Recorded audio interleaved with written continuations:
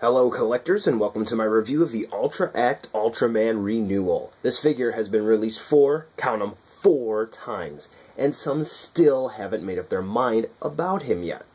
With the aftermarket price starting to creep back into play, some are still hesitating to get this guy. But is there any reason to delay the purchase? Well, let's take a look and see whether or not he's worth adding into your collection. Right away, you should be able to guess Ultraman looks really awesome. He has a rather beefy sculpt to him, which some find to be different in proportion to the suit. But overall, the sculpting on the actual figure itself is very solid. Paint applications are pretty spot on, with no real complaints. The only main issue with this particular release would be the general mold lines found on him from the production process. Here's a look at his head, with the eyes being a white color instead of the vibrant yellow promised in the promotional shots and on the box. An odd choice, but this color still works. Overall, the sculpting for the face is really solid. You can see the different indentations here for the mouth and on the side of the head. It's very well done. Next up, the torso is very built, and you can see all of the muscles here.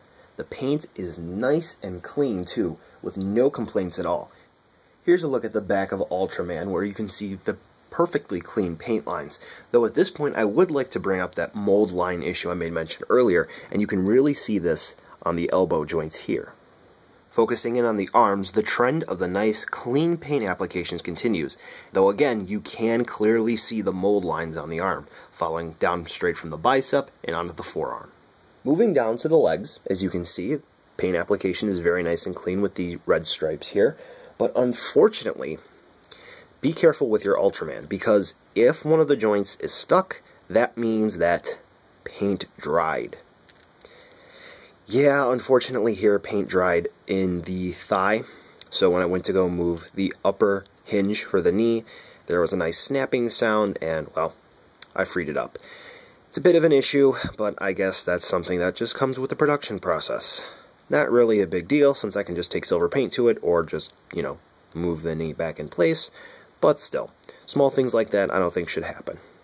Overall, he looks wonderful, and any Ultraman fan will be pleased with this piece.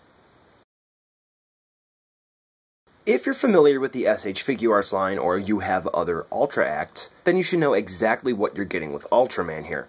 However, if you don't have any of them, you're in for a real treat. So to begin, Ultraman's head is attached to his neck on a ball joint, so you can get him to look around, look up really far, as you can see here, and you can get him to look down too.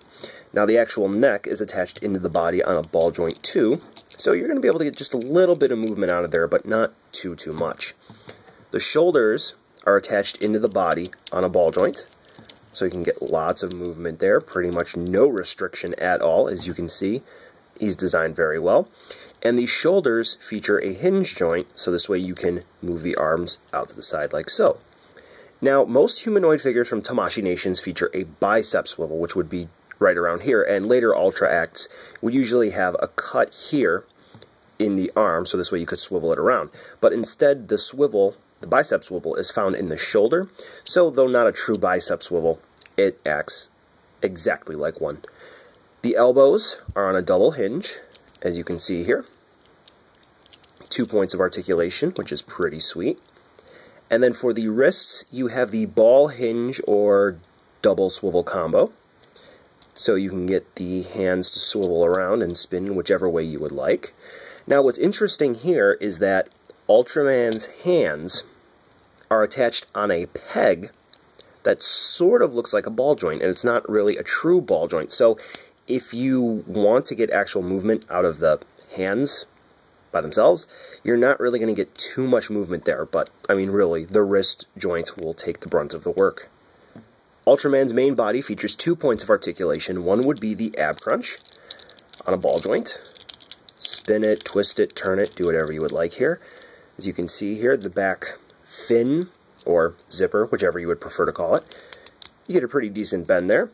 And then as you can see, there is a ball joint in the waist, so you can get Ultraman into pretty much any pose you want. He's free to move.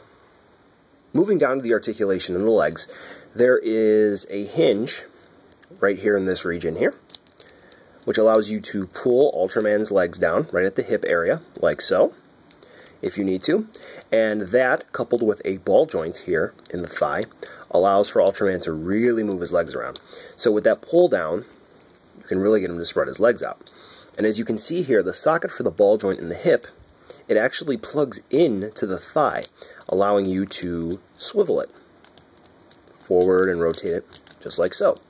Now, something of note is you might be able to see here, it catches right there, that one little dot. That indicates that this is the third reissue of this figure.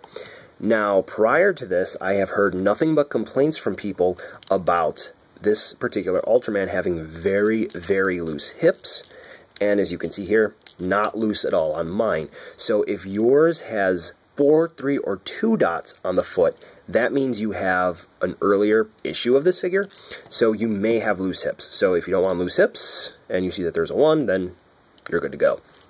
So then from there, the knees, double hinge, lots of movement there, pretty sweet.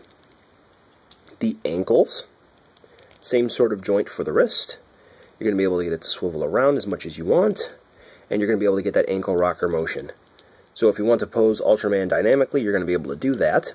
And then finally, toe, hinge. Very slight. Unfortunately, it can't be pushed down at all, but I guess that's life.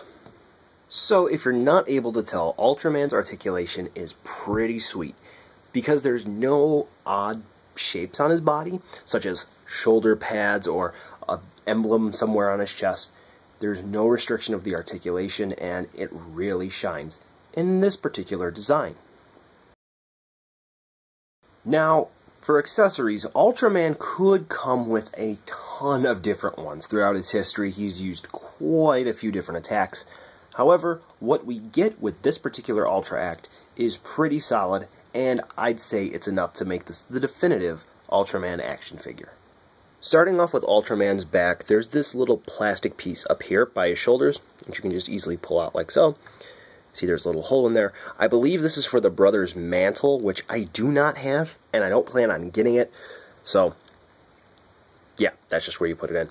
In the middle of Ultraman's back, there is also another plastic piece, which you can just grip and pull out. And as you can see there, there's a little hole. And in the tray with Ultraman, you get this little red plastic piece. And that little red plastic piece plugs into here. And this is for Tamashii Stage Act support. So if you have a display stand, instead of using a claw, all you would need to do is just put the support arm into the hole on Ultraman's back. So those of you who are familiar with the Figma line should be very familiar with this concept.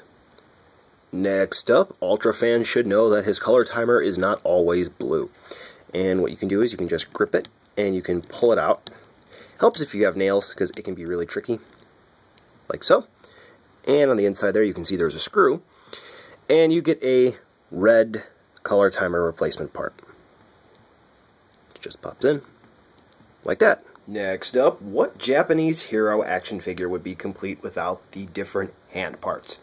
So aside from the default fists you get with Ultraman, you get these slightly splayed out hands, which you could use for Ultraman grappling something. Then you have these really splayed out hands, which you could use to display him running. Then you have these chopping hands, pretty cool.